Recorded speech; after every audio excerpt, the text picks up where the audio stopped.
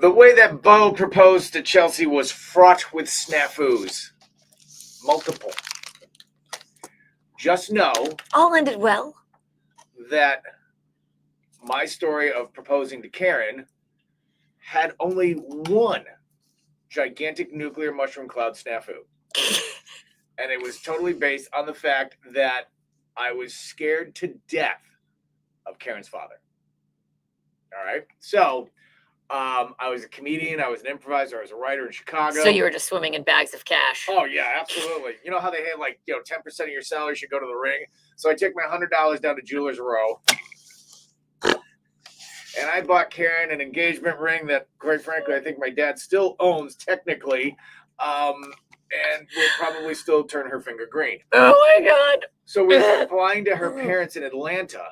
And I had the ring in my briefcase. And put it this way, I would be the worst drug smuggler ever. Because I was going through screen. Okay, is it coming through? Is it coming? I was sweating the whole 9 yards. It was awful. Karen knows that this is coming from a mile away, 4 years away. Most of the time we do. You all don't keep it very well, but yes. Here was my one thing is that I was adamant that I was going to ask her father's permission for her hand in marriage. Yes. And her father, 6'2" dude, former Marine, staunch conservative, finance executive. One of those guys that asks you a question and you answer it and you just keep talking and talking until you realize you're an idiot. And then you shut up.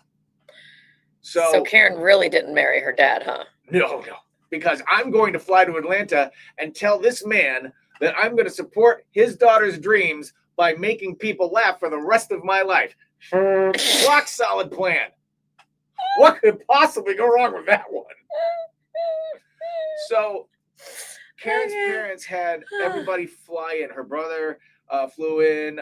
Her cousins who were married at that point, they flew in with their husbands. And every time, it was totally meet the parents. It was completely meet the parents. Right. Every time I go to ask her dad's permission for her hand in marriage, her cousin's husband, Brett, would show up. Right. For no reason. Just would show up. He'd be like, hi, guys, are we going to cook some wings on the grill? And I'm like, what did you do? Did you just materialize out of nowhere?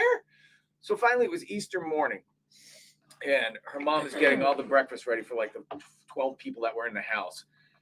And I'm sitting at the kitchen table. You're like her dad. So we're at opposite ends of the table. And this has now become a multi-million-dollar corporation finance negotiation. And I'm like, so I would like to ask you something. And her father puts the paper down and goes, yes. And I go, I would. And all of a sudden, Brett shows up. And he's wearing a towel. That's it. He's in a towel. Morning, Brett. And he's just like, hey, do you guys have any extra shampoo for the guest room? Get out of here. And so Brett leaves. So I'm thinking before he comes back, because he's going to, I'm going to get this out. So I turn to him and I go, I've brought the ring.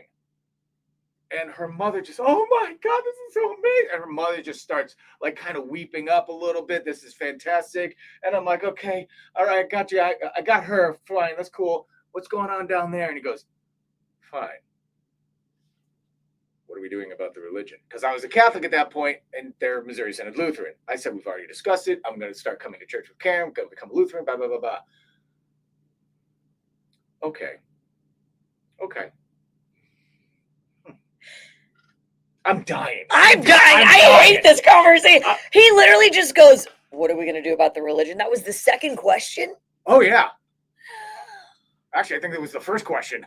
So he goes, you have my permission. And her mother is just like, yeah! Like I just scored a touchdown. Hey, he said yes. And I'm like, fantastic. And so I'm like, all right, that was my major hurdle. My heart is palpitating at this point. Right. And I'm like, all right, that's fantastic. So we're out getting breakfast ready. And her mom was really into Easter. So she made all the couples Easter baskets and everything like that. Cute. And it dawned on me right then and there that I had put so much pressure. Oh, yeah. No. Put your face in your hand. No, I don't want to be a part of it. Oh, yeah. No. I don't. Put your hands. Look at me. This is going to happen. You didn't do that. I forgot to figure out how I was going to ask her. Oh, yeah. No. You know where it's going. Everybody is driving going, you put it in the Easter basket. Yes. We're on Facebook Live. Yes, I did. So, because her mom goes, why don't you put it in the Easter basket? I'm like, Mom, high five. you put her ring in an Easter basket? Listen, I'm not done yet. Jesus. So You should it be. was about Jesus. Jesus is risen. He's risen Oh indeed. my Put it in the Easter basket. That's what God. we're doing. So at that point, Karen and I were just I was doing nothing but shows. Everything in my life was about doing the shows, the next stand-up show, the next improv show, and all that sort. And that was Karen's life as well. So we're all going into the room to get, sit down and go through Easter baskets and spend some time together. And I'm walking in, Karen's in front of me, and she turns to me, she goes, "If you have the ring, please tell me you didn't put it in the Easter basket." I'm like,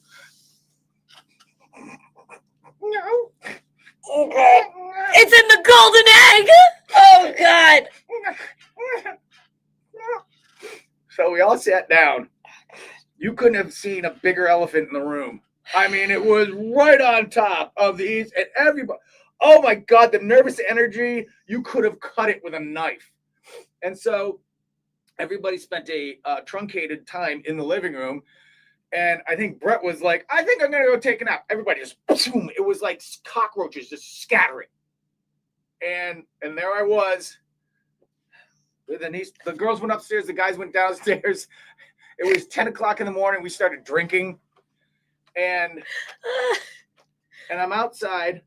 I'm looking out on the rail because now I've got families back here looking, for the call. Hey, she said yes. No, that didn't happen. So I'm sitting there I'm just looking into the woods, and her father comes and he has a beer, again, 10 in the morning. And we're looking out in the woods we didn't even look at each other. We didn't break eye contact. He goes, "So it didn't go so well, did it?" I'm like, "Nope, it didn't." He goes, I'm honestly, you've lost me. Did you propose or not? "No, everybody." But the ring was sitting on pause. But the ring was sitting in the basket. It was in the basket. Everybody just scattered. So I'm like, "All right, we're gonna have to try that again." But had she seen the ring in the basket? Everybody saw the ring. You couldn't have seen it. And everyone left because they were so embarrassed about it. Everybody's just scattered. Oh, this is so awkward, dude. And so he goes, "Well," he goes, "someday you'll look back on this moment and laugh." And I go, "Sure. I'm gonna be today though." Feeling like 2025. So I feel like that is, and eventually. So when did you propose?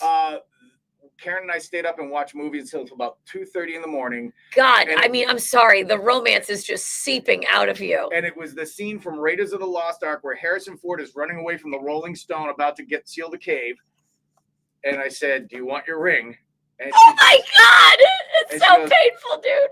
She goes, "I would love to see it." And I proposed to her. Let me go get it out of the egg. I'll be right back. I proposed to her. If you eat this chocolate bunny. I proposed to her during the opening scene of Raiders of the Lost Ark at 2:35 in the morning. There you go. So you've heard both stories. 855-400-9475. Oh my God, it's just sad. I mean, literally, she ran away. Everyone ran away from your proposal. Couldn't have scattered faster. Oh my God, Timothy. And eventually, I got her drunk, and she said yes. No, I'm kidding. So those are the stories. 855-400-9475. Call or text right now. Whose story had the bigger snafus? Was it Bo's proposal? Or was it my challenge on Easter? Call or text.